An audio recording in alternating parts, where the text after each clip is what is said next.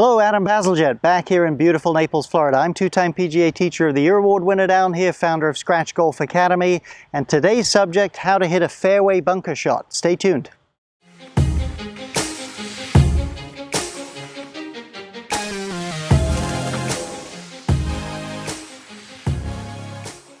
Okay, so how to hit a fairway bunker shot. In this video, we'll have a look at the basic strategy, the adjustments you have to make to have your best chance to hit the ball solidly, which is of course the critical factor. Some of the strategies, how to hit woods and all those sort of things we have in courses back at scratchgolfacademy.com. If you like this video, please subscribe to the channel. We've got a lot of free content, plan to get a lot more coming your way, so let's check it out. As I said a minute ago in the introduction there, solid contact is key. If you're going to be an effective fairway bunker shot player, hey, we're not always in a situation we can just get it right on the green depending on skill sets, height of the lip, etc. But you've got to make good enough contact to advance the ball significantly, and you'll take out a lot of the penalty of being in a fairway bunker. So there's 4 things we're going to talk about that you have to do if you're going to consistently make solid contact. Now let's begin with that, with the setup a little bit, and you've got to wiggle those feet in and get some firm footing. Believe me, you stand on top of the sand and start swinging with speed and just slip a little bit, you're going to miss-hit that ball most of the time. So you've got to get yourself some firm footing. Some players have recommended going a little on the insides of the shoes, slightly wedging the ankles in. That can be a good thing. It's a little restrictive to the size of swing, but it certainly gives you stability. But you got to get down in there where you feel like, hey, I'm rock solid here. Maybe I won't be able to swing quite as hard, but I'm stable, I'm dug in for the shot. That's number 1.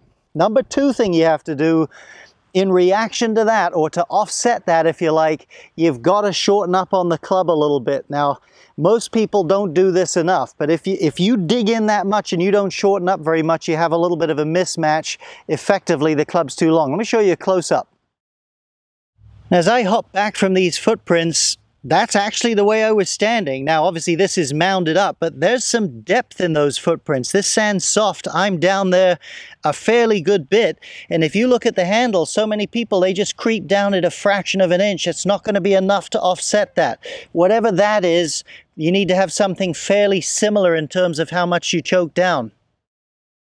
Now, one final word there on choking down. One of the ways I measure it for myself, I choke down until I feel with a comfortable extension of my arms, I won't touch the sand. When I feel that, I know it's pretty much a green light, because if I feel like I make a good swing, in whatever the case, fairway bunker or otherwise, the weight of the club expanding and releasing at the bottom will usually pull my arms a little bit longer than it would be with just a comfortable extension. So make sure you feel like, hey, no interference there. I can extend my arms a little and not hit the sand. Number 3, move the ball back a little bit in your stance. Now, I would normally play, this is an 8-iron, that ball, just a little forward of middle. But for me, I might move this back so it's middle to slightly back of middle. We're talking, and hey, it's a little bit your own choice, but we're talking maybe the width of a golf ball further back. And the reasons for that, number 1, again, it's critical you hit the ball before you hit the sand. Certainly we don't want a thin ball that would hit the lip, but round numbers, if you can make metal club contact with the ball before you hit the sand, you're going to get a heck of a lot more distance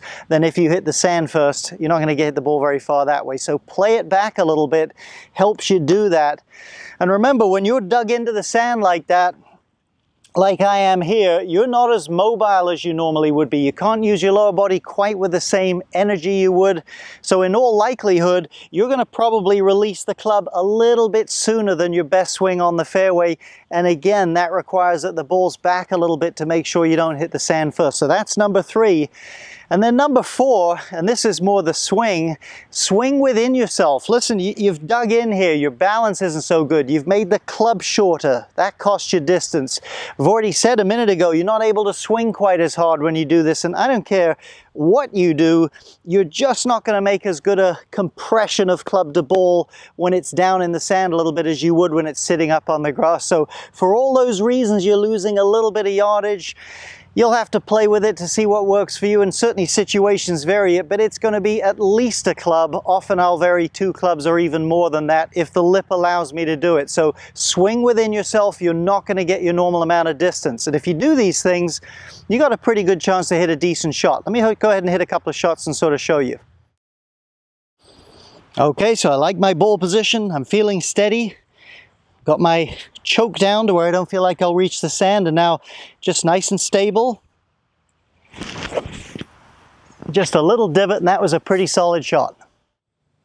Well, I hope you found that helpful with how to hit a fairway bunker shot. If you liked the video, please subscribe to the channel. We have a lot of free content planned to get much more coming your way.